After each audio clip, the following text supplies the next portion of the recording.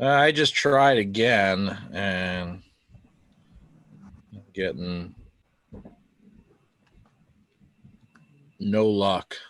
Will it not let you tweet some things? Down for like an hour. That was happening with me early in the week too. I thought it was just, I don't know what that's about. Briefly, then it went back on again. Phone or on the desktop? Nope, still can't do it. It was phone. I was on the phone. You on the desktop? I've tried both. Oh. Twitter is over capacity. All right, enough about Twitter. We got Noah Harvey here, so he's been busy enough today.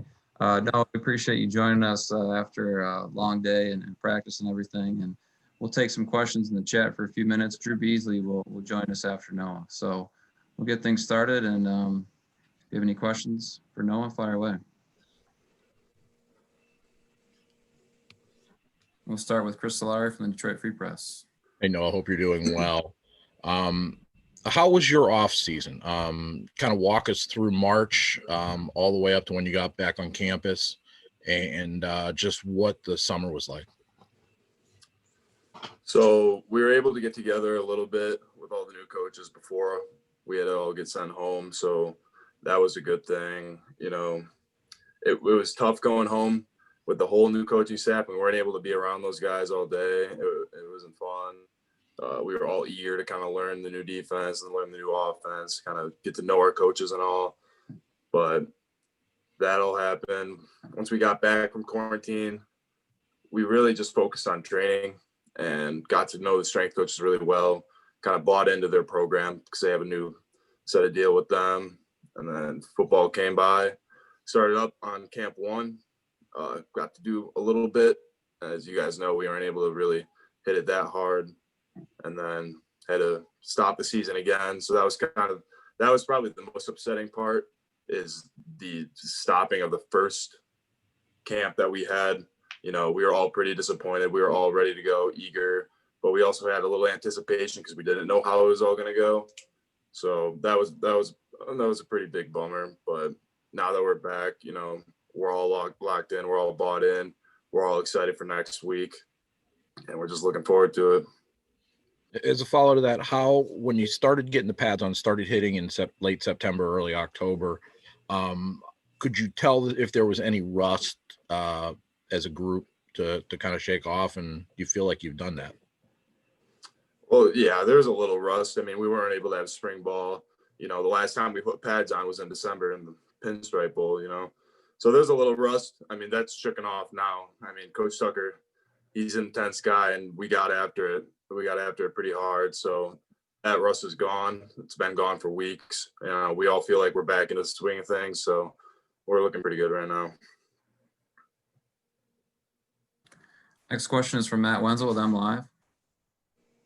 Hey, Noah, going back to last season, obviously with the situation with Joe being declared ineligible and you jump into the lineup, I know you'd been contributing a little, but really your first chance to contribute a lot. I guess what were your takeaways when you look back at those last 5 games, I believe it was?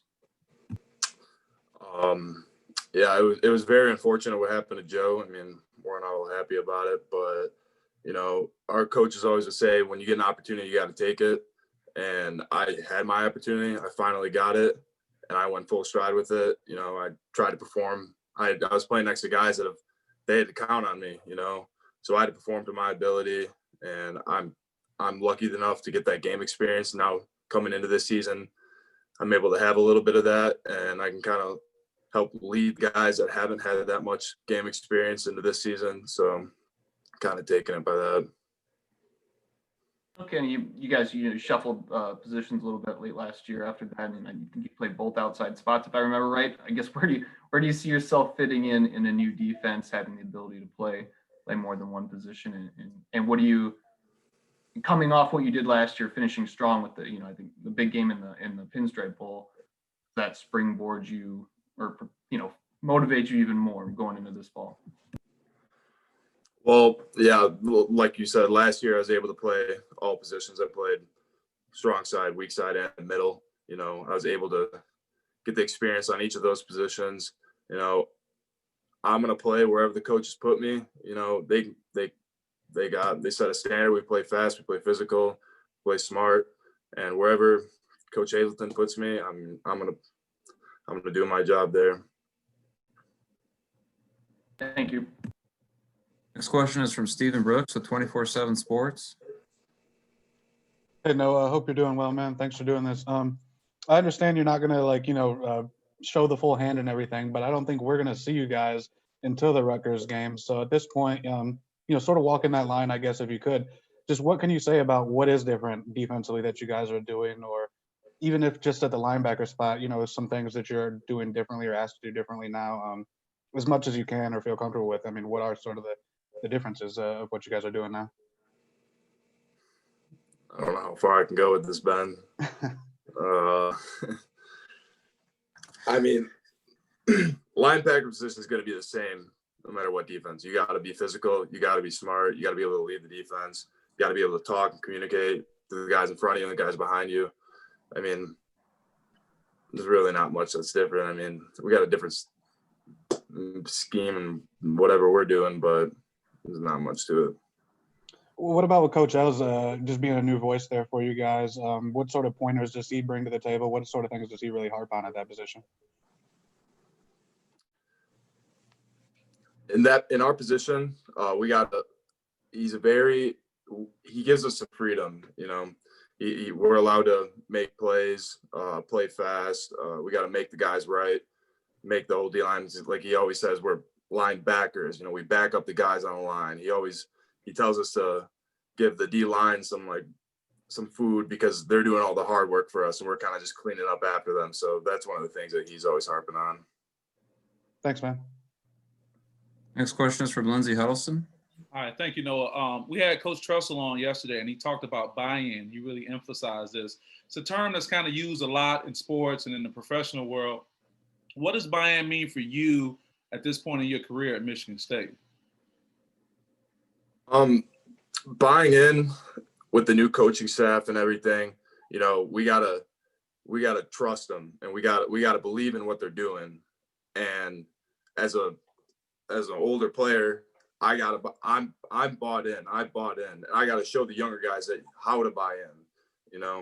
And I mean, it wasn't very hard to buy into this coaching staff, man. And I mean, we all love all the coaches. There's not one coach that we don't get along with. That's strength coach. That's the coaching staff. That's everybody. I mean, they all came in, and we were able to get a little idea of how they were over Zoom, but you can't really get the full effect. So once we were able to get all together, I mean, we all clicked and we all got along, and it's been great. Yeah. As a quick follow-up, looking back to earlier in your career, why is it so much easier to buy in now at this point in your career than maybe earlier, if at all? I wouldn't say it's easier to buy in. I think we just know that what's on the line. We know that Coach G left, he had his legacy, and with Coach Tuck coming in, if we don't buy in, it would not help the team. And I think I think we all know the route that we want to take. So that's the route we're taking. Great. Thank you, Noah. Mm-hmm. Next question is from Audrey Dahlgren with WLNS. Hi, Noah. Thank you. Hopefully you can hear me. I have trouble sometimes, but I want to know a little bit more about, obviously Michigan State prides itself on defense, has for years, even dating back to like Matthew Doherty days, a long time ago and stuff. So, but with you guys in this group, how do you feel like you have a strong foundation with the new coaches that are in? Coach Trussell kind of talked about that when we were with him yesterday. So how do you see that foundation going forward, and just how solid is it from what you guys had and trying to do in the future? Well, to start off, I would like to say that with all the new coaching staff, they're able to keep a little bit of blood still in our coaching staff. We were able to keep Coach Trussell, which is awesome. He's a great coach. I mean, Coach Hazleton has got time in the league. He's got his experience. All the other coaches have their experience. They all have a track record. They all have seen and done a lot of different defenses. So them all coming together and providing us with what we have right now, we have a lot of confidence in it, and, we trust them, and we're just going to go with it. Do you feel like it's a good mesh? Like people, everybody's mixing well together? Yes, completely. I mean, Coach Barnett's back, and he's a great coach. All the DBs love him. I mean, we all love the guy. He's a great coach. Coach Els is a great coach. Coach Burton's still back. He's got his own thing. So, I mean, like it's great. It's been a very fun camp, very intense camp, but we've all made it along together. And then I just real quick, just to follow up, you said you're gonna get playing at all different positions, but can you tell us primarily the reps you're getting at what position in practice, whether it's Mike, Sam, Will? Okay, all right. I don't know. I Curious. mean, we're bouncing around everywhere.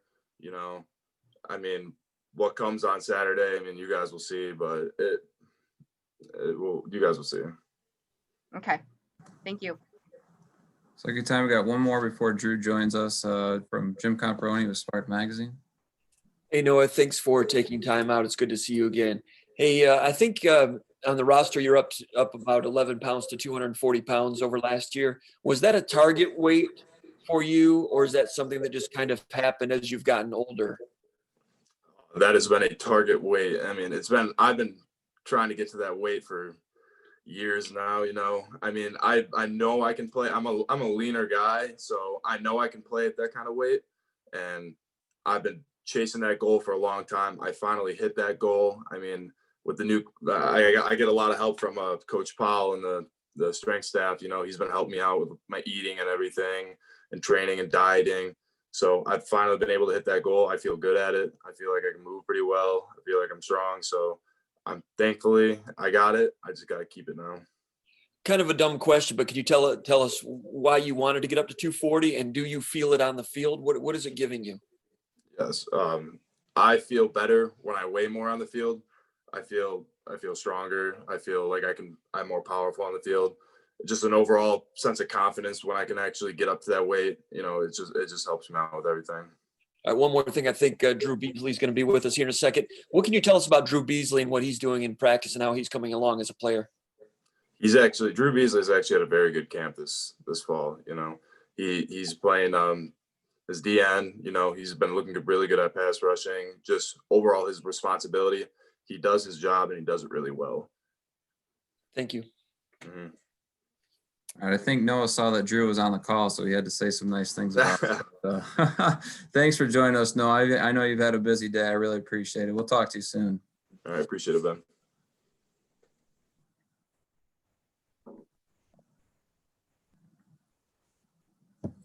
All right, we're now joined by defensive end Drew Beesley. We'll take questions in the chat.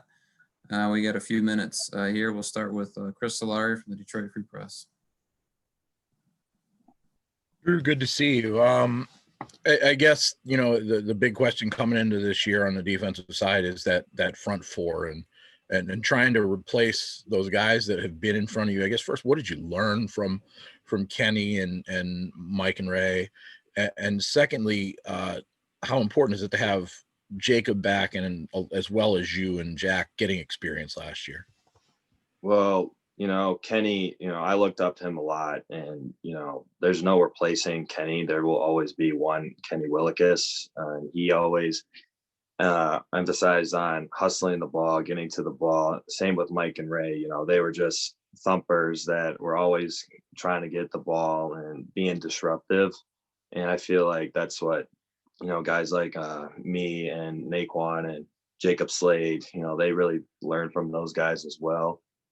And so that's just, kind of that's what's kind of what our relationship has been, just, getting to the ball. And that was our identity. And, with Jacob coming back, I'm very ecstatic that he's coming back. He was a big part of our defense last year, being opposite of Kenny and being out there with him sometimes, he brings another thing to the table. So, I mean, it's really good to have him back.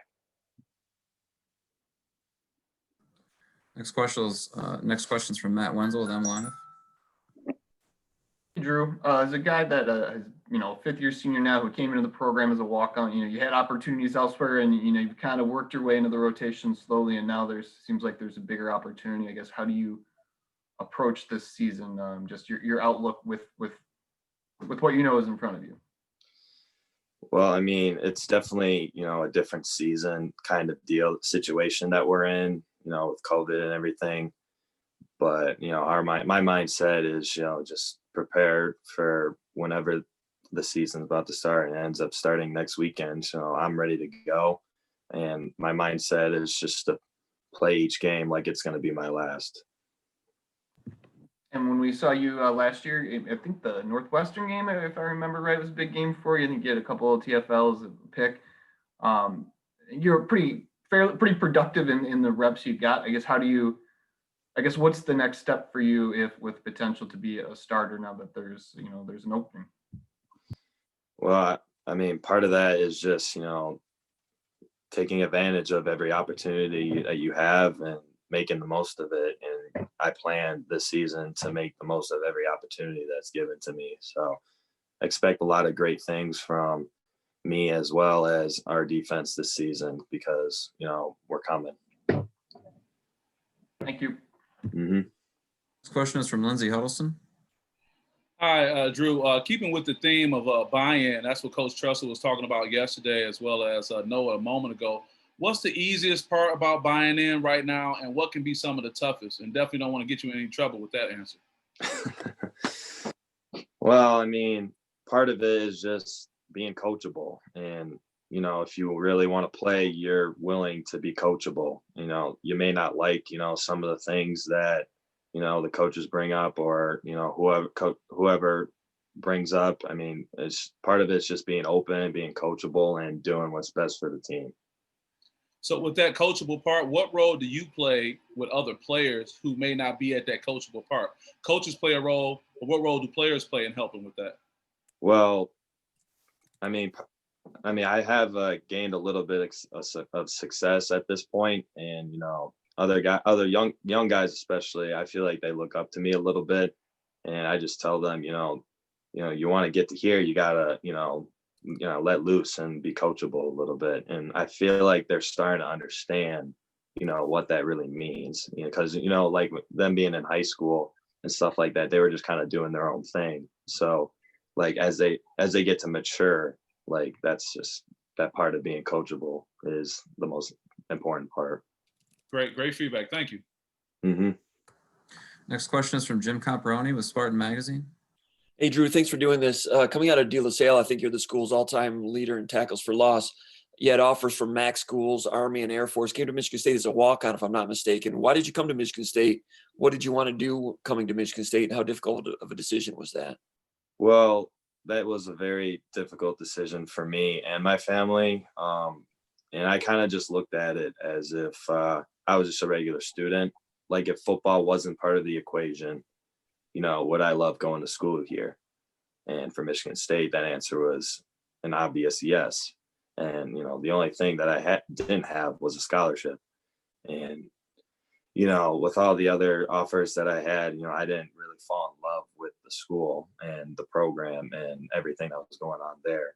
So, I mean, I literally decided to go to Michigan State on the very last minute of signing day.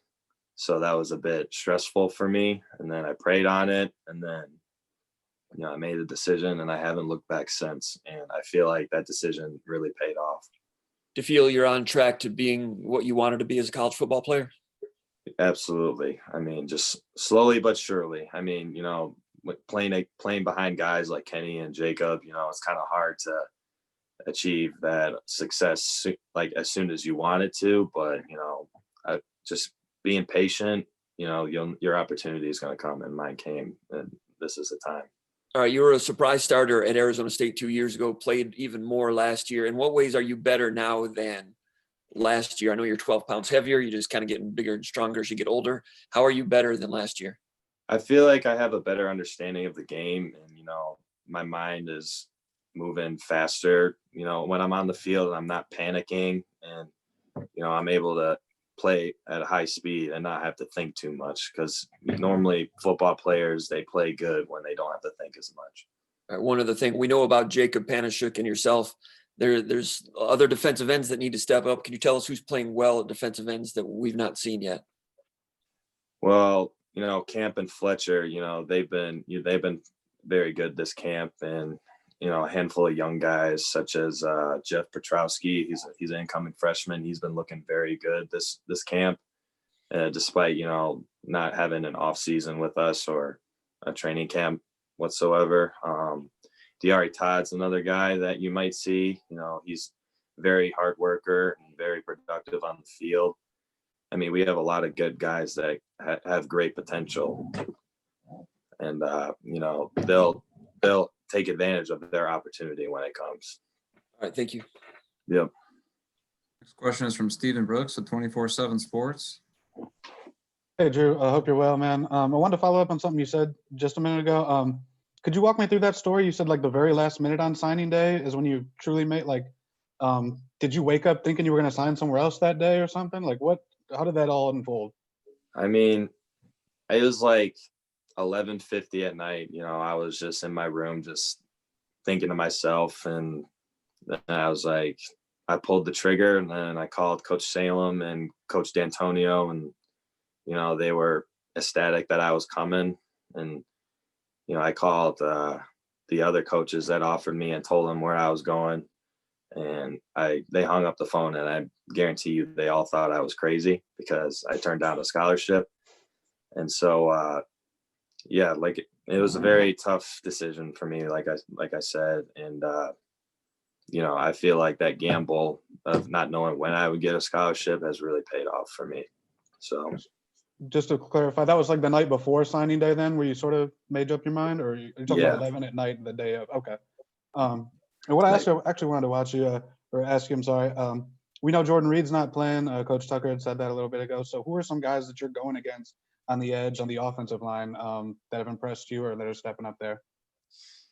Well, there's some young guys out there that have impressed me, like obviously Jarvis is in there, and AJ Curry, and there's that Dallas Fincher. He's been looking pretty good also. He just kind of got to put on a little bit of weight, but I mean, I feel like our offensive line is going to be very competitive this year.